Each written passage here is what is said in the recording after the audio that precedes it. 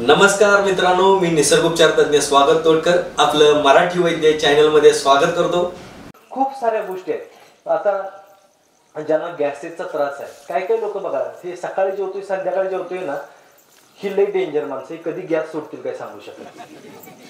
आणि आवाज असा काढतात की नाही, कुठं तर कापड फाडल्याचं टार शिकती नाही। एक एक जण जेवता जेवता वाकडवते,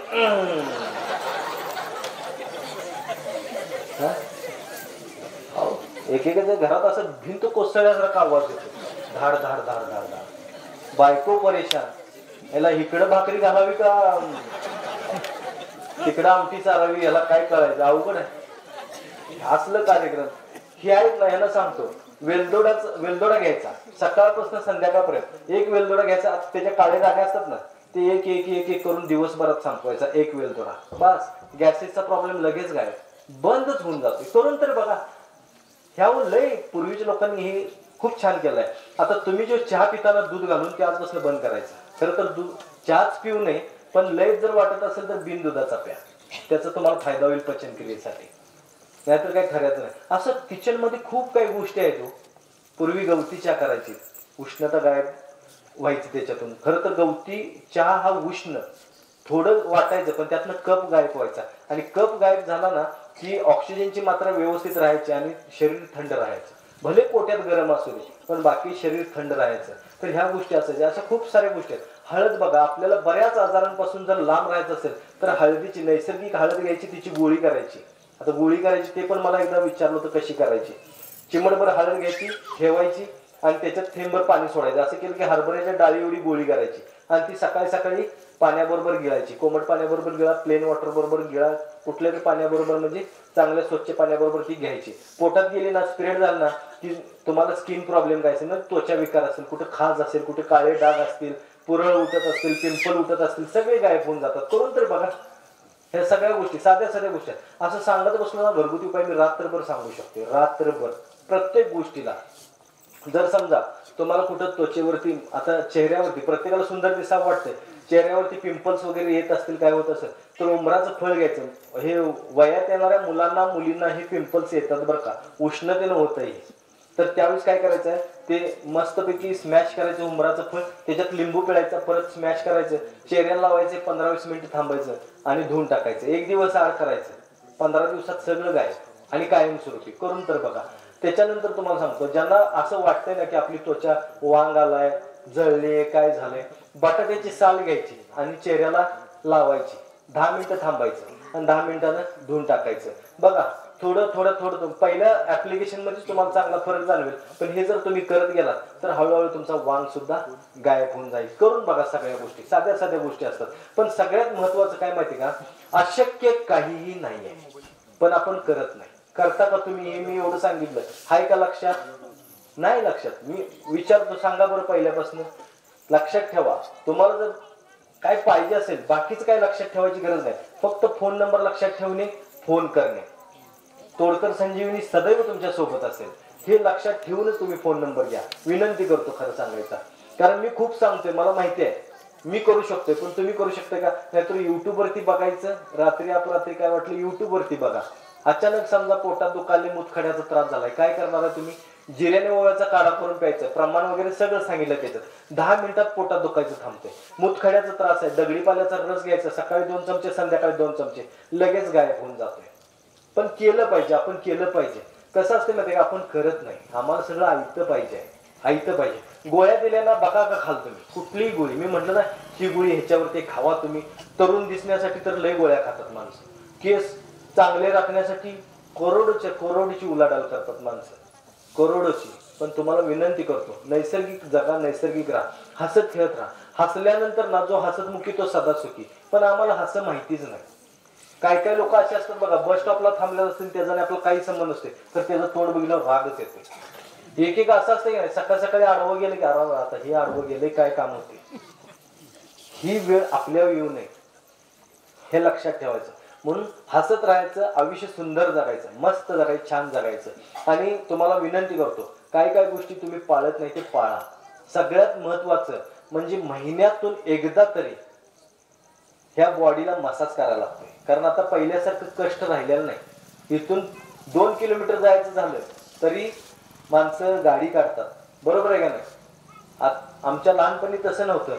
अहो मी साताऱ्यात होतो, मी 4-5 वर्ष साताऱ्यात होतो. तिथं सासवडे गाव आहे ना, सासपडे, तिथे यादव म्हणून आहेत, ते माझे मित्र आहेत बरं का, यादव असतील हां तिथं.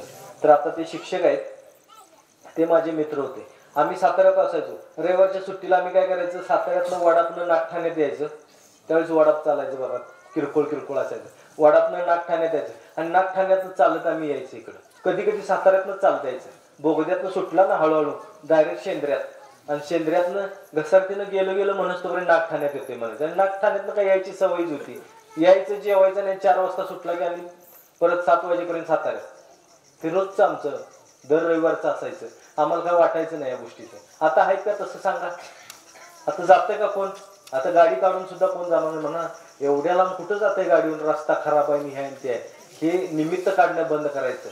अशक्य काहीच नाही. तुम्हाला असं वाटत असेल काय प्रत्येक गोष्टीला हे अशक्य काही नाही, हे आपला बरा आहे, असं आहे तसं आहे. अहो अडचणी आम्हाला पण आहेत, अडचणी प्रत्येकाला आहेत. आपल्याला वाटते देव माझ्याच बाबतीत असं का करतोय. महिला मंडळ म्हणते बघा, देव माझ्याच बाबतीत असं का करतोय, माझीच पोरं माझं ऐकत नाही.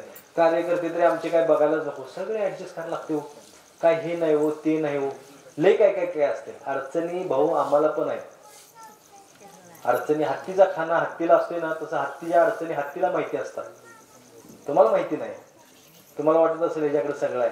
अहो हे जे वेळ आहे ना, मी पाया पडून तुम्हाला सांगतो, काही गोष्टींचं वेळ लागतंय.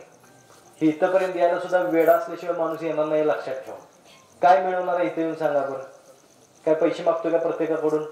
फक्त एकच अपेक्षा ठेवतोय, देवाला मी विनंती करून कायम सांगतोय, देवा नको आम्हाला 100 वर्षाचं आयुष्य, आम्हाला 100 वर्षाचं आयुष्य नको, 80 वर्षाचं दे, पण कुठल्याही प्रकारचा आजार नको.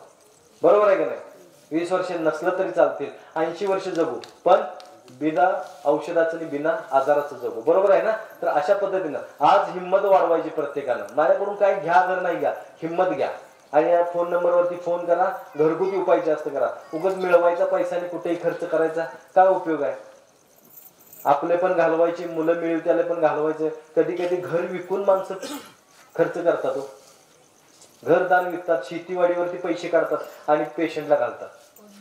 काय करायचं? एक जण पाक म्हातारा झाले, मारायला टेकली म्हातारी, तरी म्हणते घर विकायला लागलं तर चालेल, खरं म्हातारीला आमच्या वाचवा. काय तिला काय मिलिटरीत भरती करायची? काय करायचं? काय मरू दे की तिकडं, कशाला इमोशनल व्हायचं? हा बरोबर, अहो बरोबर सांगतोय मी, पटत नसं सांगा. आणि म्हाताऱ्याला लवकर मरत नाहीत, काय सांगायचं? त्यांचं नुसतं फुकटच असते बघा. लेकाचं लगीन बघितलं की डोळं मिटायला मोकळी झालं. पोरग्याला लग्न केलं, दुसऱ्या दिवशी म्हातारीने कार्यक्रम करून घ्यावा का नाही? घ्यावा का नाही? पूजेच्या अगोदरच राहू दे, पूजा तिकडे कॅन्सल व्हावी नाही, मरावा असं आहे का? हा म्हणते नातवाचं तोंड बघितल्याशिवाय मरतोय, अशा सुटलीच बघा पुढे. बरं नातू झाला, म्हातारीने दुसऱ्या दिवशी तोंड बघून तिचा कार्यक्रम करून घ्यावा, मरावा का नाही? मरत नाही. मग त्या नातवंडांना खेळायला मी जिवंत नको का? त्यासाठी कोण घ्यायचं? त्याला आजीचं सुख नको का? हे तू कशाला विचार करते? त्याचा बाप बघून घेईल की, तुझी आई बघून घेईल, तू जा ना कार्यक्रम घे ना करून, तिकडे मरत नाही.